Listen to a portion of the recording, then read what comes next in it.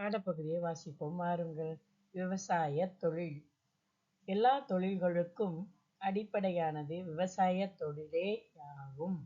உலகத் தொழில்களிலேயே முதன்மை தொழிலாகவும் கருதப்படுகின்றது. விவசாய தொழில் என்பது அனைவருக்கும் உயிர் கொடுக்கும் தொழிலாகவும் கூறப்படுகின்றது. செந்தமிழ் புலவராகிய ஔவையாரும் கூட அரசர்களை வாழ்த்தும் பொழுது வரப்புயர என்றுதான் ஆரம்பிப்பார். இதன் பொருள் அறியாத ஓர் அரசன் ஔவையே தாங்கள் வாழ்த்திய பாடல் வரிகளின் பொருள் விளங்கவில்லையே என்றாராம். ஔவையாரும் வரப்புயர நீருயரும், நீருயர நெல்லுயரும், நெல்லுயர கோன் உயர்வான், கோன் உயர குடி உயரும் என்று கூறினார். இத்தகைய உன்னதமான விவசாய தொழில் ஒரு நாட்டின் பொருளாதாரத்திற்கு பெரிதும் துணை புரிகின்றது. விவசாய தொழிலின் மூலம் விளையும் பொருள்களை பிற நாடுகளுக்கு ஏற்றுமதி செய்யலாம். ஏற்றுமதி அதிகரிப்பதனால் நாட்டின் வருமானம் பெருகுகின்றது என்பதை நாம் அனைவரும் அறிந்திருப்போம். விவசாய தொழிலின் மூலம் நாட்டு மக்கள் செழிப்பாக வாழ முடிகின்றது. விவசாயிகள் நாட்டின் முதுகெலும்பு என்றால் மிகையாகாது. எந்த ஒரு நாடும் விவசாயத்துறையில் செழிப்பாக விளங்குமாயின் அந்நாடு எல்லா துறைகளிலும் செழிப்புற்று திகழும். பஞ்சம் பட்டினி இன்றி அந்நாட்டு மக்கள் வாழ்வர்.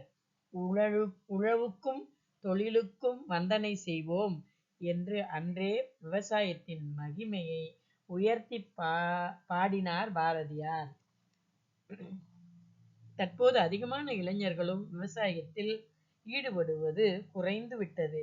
இதற்கு காரணம் பட்டணங்களின் முன்னேற்றமும் தொழிற்சாலைகளில் உள்ள வேலை வாய்ப்புகளுமே ஆகும். இந்நிலைமை மாறி பெரும்பாலோர் விவசாயத்துறையில் கவனம் செலுத்தினால் நம் நாட்டின் முன்னேற்றத்தை மேலும் வலுப்படுத்தலாம். அச்சாணி இல்லாத தேர் முச்சாணும் ஓடாது என்பது போல உலகச் சக்கரத்துக்கு அச்சாணியாய் விளங்கும் விவசாயத்தை என்றும் ஆதரித்து வாழ்வோம். மாணவர்களே, வாசிப்பை கேட்டு சரளமாக வாசிக்க பழகுவோம். தொடர்ந்து கருத்துணர் கேள்விகளுக்கு பதிலளிப்போம். தொழில்களுக்கெல்லாம் அடிப்படை தொழில் யாது? கோன் உயர குடி உயரும் என ஔவையார் கூற காரணம் யாது?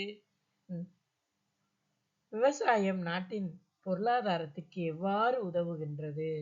தற்கால இளைஞர்கள் ஏன் விவசாயத்துறையை விரும்புவதில்லை?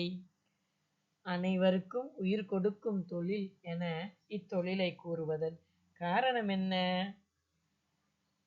தொடர்ந்து நாம் இப்பாடப்பகுதியில் உள்ள 6 சொற்களுக்கு பொருள் கூறுவோம். தொழில், பணி அல்லது வேலை. உன்னதமான, உயர்வான. விவசாயிகள், வேளாண்மை தொழில் செய்வோர் அல்லது பயிர் செய்வோர் என்ற வார்த்தை அகரமுதலில் காணப்படுகின்றது. பஞ்சம் பற்றாக்குறை, இல்லாமை. முன்னேற்றம் வளர்ச்சி. மகிமை அற்புதம் அல்லது சிறப்பு. பாடங்களை கேட்டு சிறப்பாக பதிலளிங்க மாணவர்களே. வாழ்த்துக்கள்.